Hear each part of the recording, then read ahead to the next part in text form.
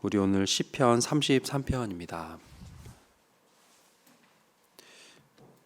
시편 33편 1절에서 22절까지 함께 읽도록 하겠습니다. 시편 33편 1절에서 22절 함께 읽습니다. 시작.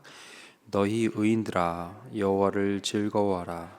찬송은 정직한 자들이 마땅히 할 바로다. 수금으로 여호와께 감사하고 열줄 비파로 찬송할지어다. 새 노래로 그를 노래하며 즐거운 소리로 아름답게 연주할지어다. 여호와의 말씀은 정직하며 그가 행하시는 일은 다 진실하시도다. 그는 공의와 정의를 사랑하시며 세상에는 여호와의 인자하심이 충만하도다. 여호와의 말씀으로 하늘이 지음이 되었으며 그 만상을 그의 입 기운으로 이루었도다. 그가 바닷물을 모아 무더기같이 쌓으시며 깊은 물을 곳간에 두시도다. 온 땅은 여호와를 두려워하며 세상의 모든 거민들을 그를 경외할지어다. 그가 말씀하심에 이루어졌으며 명령하심에 견고히 섰도다. 여호와께서 나라들의 계획을 폐하시며 민족들의 사상을 무효하게 하시도다. 여호와의 계획은 영원히 서고 그의 생각은 대대에 이르리로다. 여호와를 자기 하나님으로 삼은 나라 곧 하나님의 기업으로 선택된 백성은 복이 있도다. 여호와께서 하늘에서 굽어보사 모든 인생을 살피시며 곧 그가 거하시는 곳에서 세상의 모든 거민들을 굽어 살피시는도다. 그는 그들 모두의 마음을 지으시며 그들이 하는 일을 굽어 살피시는 이로다. 많은 군대로 구원 얻은 왕이 없으며 용사가 힘이 세어도 스스로 구원하지 못하는도다. 군마는 헛되며 군대가 많다 하여도 능히 구하지 못하는도다. 여호와는 그를 경외하는 자 곧 그의 인자하심을 바라는 자를 살피사 그들의 영혼을 사망에서 건지시며 그들이 굶주릴 때에 그들을 살리시는도다. 우리 영혼이 여호와를 바라며 그는 우리의 도움과 방패시로다. 우리 마음이 그를 즐거워하며 우리가 그의 성호를 의지하였기 때문이로다. 여호와여 우리가 주께 바라는 대로 주의 인자하심을 우리에게 베푸소서. 아멘. 네, 우리가 아침마다 시편을 통해서 은혜를 나누고 있습니다. 우리가 시편 33편을 오늘 함께 묵상했는데요. 매일 성경이 이렇게 기록한 것처럼 1절에서 3절까지는 여호와를 찬양하라, 하나님을 찬양하라 하는 선포가 시작됩니다. 그리고 그 이후 찬양의 이유들이 쭉 나열되어 있습니다. 그리고 마지막에 도움과 방패라는 문단으로 이제 마무리되고 있습니다. 여러 가지 찬양의 이유가 있지만 특별히 제가 마음이 이제 쓰였던 거는 18절이죠. 여호와는 그를 경외하는 자, 곧 그의 인자하심을 바라는 자를 살피사 했습니다. 하나님을 찬양하는데요. 그 이유 중에 하나가 하나님은 우리를 살피시는 분이라는 거죠. 하나님은 어떤 분입니까? 우리를 살피시는 분이에요.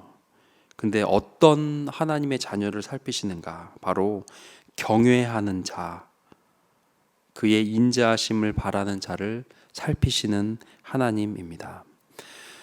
경외한다라는 단어를 썼습니다. 여러분, 우리가 경외라는 것을 얘기하면 생각나는 성경에 책이 있습니다. 뭘까요? 바로 잠언이죠. 1장 8절 많은 어떤 암송 구절로 외우셨을 거예요. 여호와를 경외하는 것이 지식의 근본이거늘 했습니다. 그래서 잠언에 경외라는 단어가 몇 번 나오는지 한번 찾아봤어요. 몇 번 나올까요? 19번이 등장합니다. 성경의 문체 그리고 히브리 문학의 특징은 중요한 것은 반복하는 겁니다. 그래서 성경에 많이 얘기하는 것은 중요하다고 볼 수 있습니다. 근데 잠언에 하나님을 경외하라 라는 그 단어보다 더 많이 경외를 얘기하고 있는 것이 바로 우리가 아침마다 묵상하고 있는 시편입니다.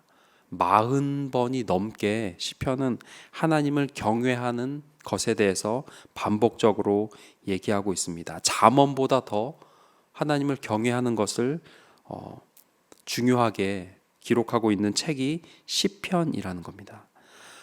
시편과 잠언에 등장하고 있는 경외라는 단어는 동일한 단어예요. 그래서 원어로 야레라는 히브리어 단어인데요. 이것은 우리가 한국어 성경으로 경외라고 번역을 했지만 영어 성경으로 보면 두려움 그리고 또 존경이라는 단어와 비슷합니다. 단순히 공포와 두려움을 말하는 것이 아니고 인격적인 존경 그리고 그거와 더불어서 우리가 그거에 합당한 이 존경하는 대상 때문에 내가 무언가 변화되는 것까지 포함하고 있는 것이 경외라는 거예요. 경외. 중요한 포인트는 이겁니다. 내가 하나님을 경외합니다 라고 하는 것은 어떤 마음적인 존경, 마음적인 두려운 하나님, 그냥 내가 존경하고 사랑하는 어떤 이 감정적인 표현이 아니라는 거예요. 그것 이상의 그것을 뛰어넘는 단어라는 거죠. 예를 들면 이겁니다. 제가 대학교 때 대학교 2학년 때 기숙사에서 지냈는데요. 그때는 전혀 목사 될 생각이 조금도 없었어요. 근데 룸메이트로 중국에서 중국 현지 조선족이 이제 제가 있는 그 기숙사로 같이 살게 됐습니다. 량 목사님이에요. 리을이에요. 성이 량이에요. 독특하더라고요.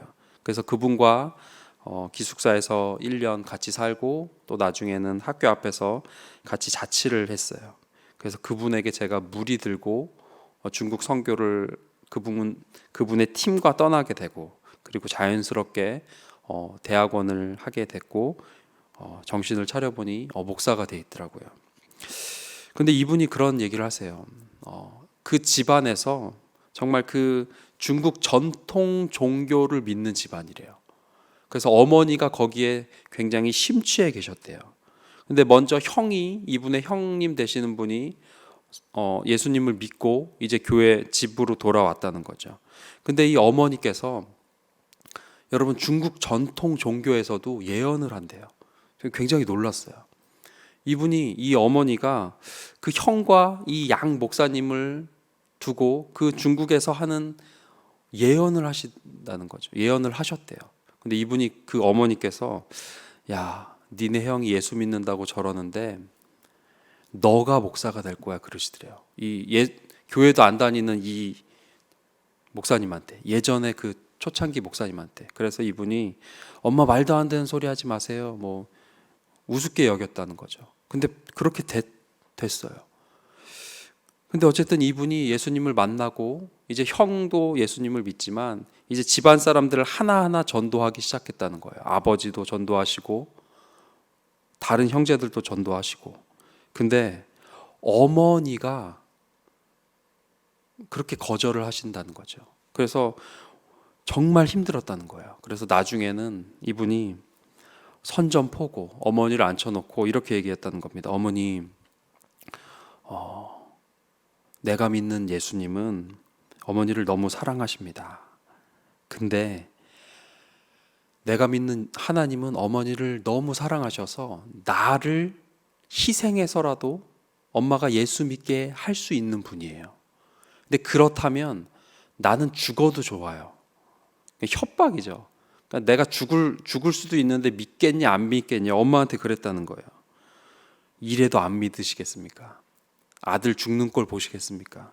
그랬더니 그 어머니가 정말 고민하시면서 어쩔 줄 몰라 하다가 그분이 믿던 그 중국에 명상하고 예언하던 그것을 내려놓으시고 교회를 이제 출석을 하셨다 그러시더라고요. 제가 이분을 따라가서 어머니를 만났었어요. 대학교 때. 너무 인상이 좋으신데 그런 일이 있었다는 거죠. 제가 이 말씀을 왜 드리냐면 하나님을 경외하는 것, 이거와 조금 유사해요. 다른 사람들이 다 강요하고 예수 믿으세요, 복음 전해도 자기가 믿던 것을 포기하지 않던 그분이 아들의 말이기 때문에, 아들의 요청이고 하나님은 나를 죽여서라도 엄마를 구원하실 분이에요 라는 그 한 방에 자기가 평생 믿던, 자기가 기도해왔던 그것을 그 어머니가 포기하고 예수님을 믿는 그 모습. 경외라는 단어는 하나님을 두려워하고 존경해서 내가 믿고 내가 잡고 있던 고집, 그 결정적인 것을 내려놓는 변화까지 의미하는 것이 하나님을 경외하는 거예요. 행동이 변하는 원동력, 하나님이기 때문에 포기하는 것, 그 행함까지 경외라는 거죠. 하나님 때문에 삶의 언행이 달라지는 게 하나님을 경외하는 겁니다. 하나님 때문에 죄에서 돌아서는 게 하나님을 경외하는 거예요. 하나님으로 인해서 그분이 나를 어떻게 보시는가, 그것 때문에 말씀대로 살고자 몸부림치는 것, 그것이 하나님을 경외하는 겁니다. 시편과 잠언에 하나님을 경외하라는 것, 단순히 감정적인 상태를 얘기하는 것, 그 이상을 의미합니다. 내가 의식하는 첫 번째, 나를 움직이게 하는 첫 번째, 내 고집을 버리게 하는 결정적인 한 방, 그것이 하나님이어야 한다는 겁니다. 그렇게 하나님을 경외함으로 행동하는 자, 하나님의 말씀이기 때문에 손해볼지언정 정직하게 삶을 살아가는, 하나님의 말씀이기 때문에 불의한 재물에 노라고 거절하는 것, 그것이 하나님을 경외하는 것입니다. 정직하게 살아라, 착하게 살아라, 윤리 도덕에 그치는 것 같은 설교가 될 수도 있을지 몰라요. 근데 그건요, 삶의 열매 중에 지극히 작은 거죠. 여러분, 착하게 살라는 건 불교에서도 해요. 선행을 행하는 거, 어려운 사람을 도와주는 거, 이거는요 이단과 사이비도 하더라고요. 제가 어디 지나가는데 그 어머니 하나님 하시는 분들 있죠. 거기서 자기들이 선행을 해서 나라에서 상 받았다고 이렇게 신문에 나왔다고 막 보여주더라고요. 그래서 자기들이 진짜라고. 여러분, 착하게 사는 건 교회 밖에서도 다른 사람도 하더라고요. 근데 우리가 착하게 사는 이유는 뭐죠? 하나님의 말씀이기 때문에 그런 거예요. 경외하기 때문에 우리가 그렇게 하는 거지, 구원을 위한 착하게 사는 것이 아니라는 거죠.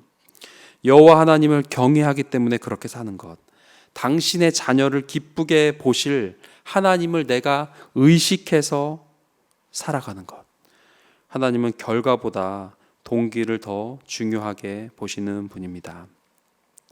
오늘 18절 여호와를 경외하는 자, 메시지 성경에는 이렇게 번역을 했어요. 하나님의 눈은 그분을 귀히 여기시는 이들에게 머문다. 우리가 하나님을 귀히 여기는 것이 하나님을 경외하는 겁니다.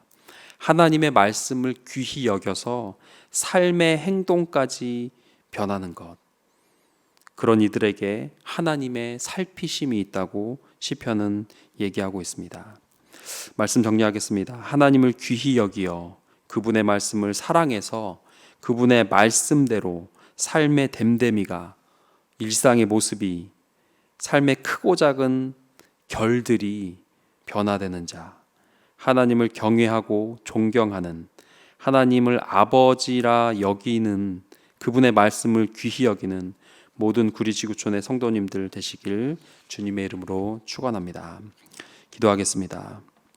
기도하실 때, 주님, 제가 하나님을 정말로 경외하는 자녀 되게 하옵소서. 감정적 상태가 아닌 하나님을 경외함으로 삶의 결이 변하고 삶의 크고 작은 결단과 모습들이 하나님의 자녀에 합당한 삶을 살아가는 우리들 되게 하여 주시옵소서. 함께 기도하겠습니다.